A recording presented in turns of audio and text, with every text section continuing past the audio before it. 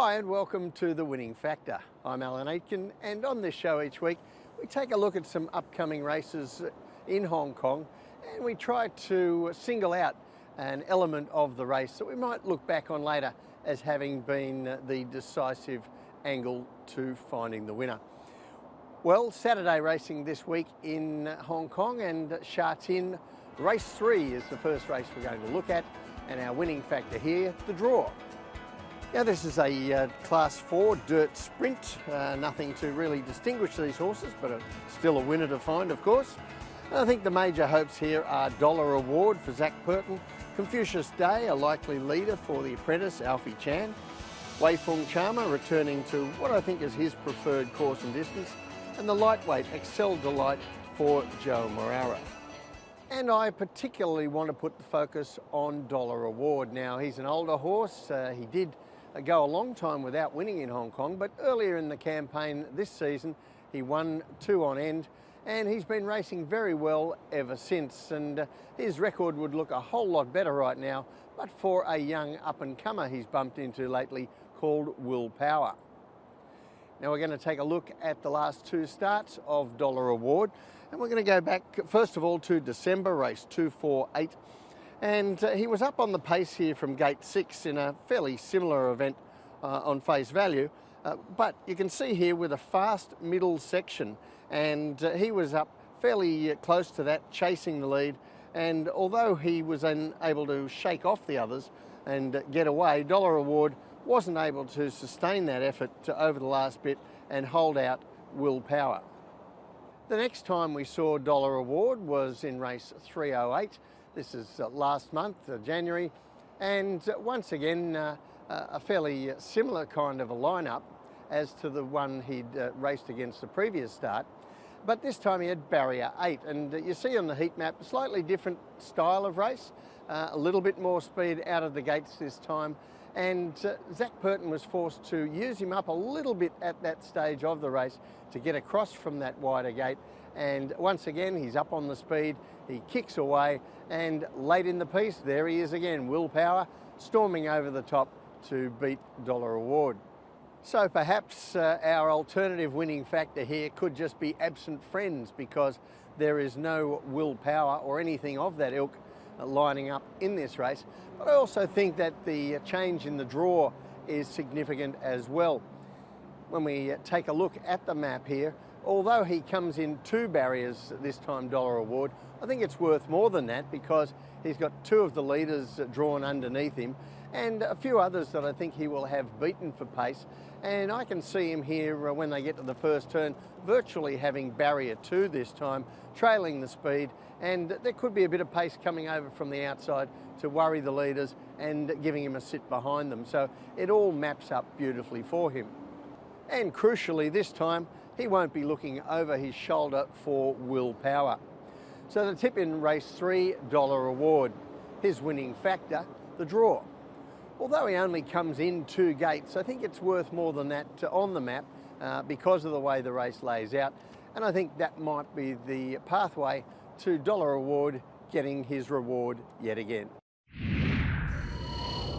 The second race I want to take a look at on Saturday is race 5, and our winning factor here, the map. And I think the main chances here come down to the last start winner, Champion Supreme.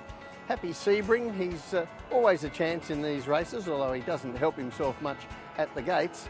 The improving Ensemble from the Douglas White Yard, and Blastoise, who rises in class here after some good recent Class 4 form.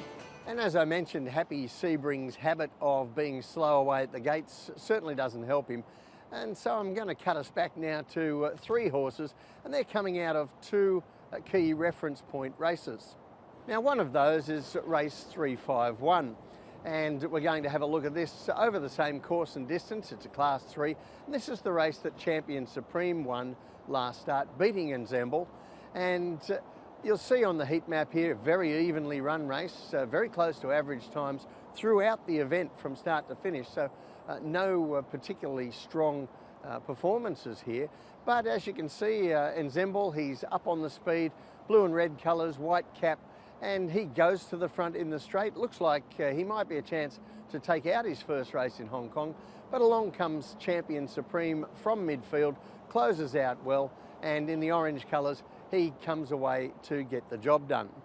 Now that all looks good enough form for this race, so you'll note quite a few horses running in this that ran in that race behind Champion Supreme, and I guess certainly they can win this race, but I want you to take a look at another event in Class 4. So this is race 270, and I want you to take special note of the heat map in this race.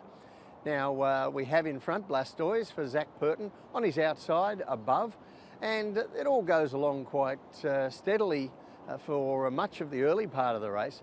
And then around about the 800 metres, Blake Shin on above decides that Blastoise is getting it far too easily in the lead and decides to put some pressure on him. And you'll see these two horses come away a little bit from the rest of the field from the 800 to the 400 metres. The pressure is really on. They ran a fast sectional in that part of the race, and I think that told over the final stages. Now Blastoise, he's able to shake off above in the straight and gets away like he's going to win the event, but late in the piece, just that extra work he's had to do through the middle part comes to bear on him late, and King's Man and God of Dragon get over the top of him right near the line. Now that in-race pressure there, I think was the reason why Blastoise didn't win that event, and that makes him hard to beat next time he goes around, but he faces a proposition here that I guess many punters will look on as an obstacle to him winning, and that is he's been defeated in Class 4 and still gets a rise out of the grade into Class 3. Now this scenario occurred on Wednesday night. It wasn't a disadvantage at all for Naboo Star. He was able to win. And over time, these horses win in this scenario about 14% of the time. Now compare that with horses winning in Class 4 going up to Class 3. They win about 19% of the time. So clearly it's not as good as that, but it is a better percentage, 14%, than horses that win and stay in the same grade. So I'm not worrying too much about that little handicapping quirk that Blastoise runs into here. But when we look at the map now, you'll see that the way this race pans out, I think it's going to suit him quite a bit better than the pressure he got at the wrong part of the race there. Now, this time Champion Supreme, he should be in his usual position in midfield, giving away a start to Blastoise and Ensemble. But this time we also have a regular leader in the race, Giant Turtle, with an excellent front-running rider aboard, Matthew Chadwick. So I think that other riders will expect Chadwick to roll to the front on Giant Turtle here, and that gives them something to chase. Blastoise will be able to sit behind this time, and Joe Moreira will be able to make a choice when he asks for more effort from Blastoise, rather than having it forced on him by another runner, as Zac Purton did last time. So the tip in race 5, Blastoise. His winning factor, the map.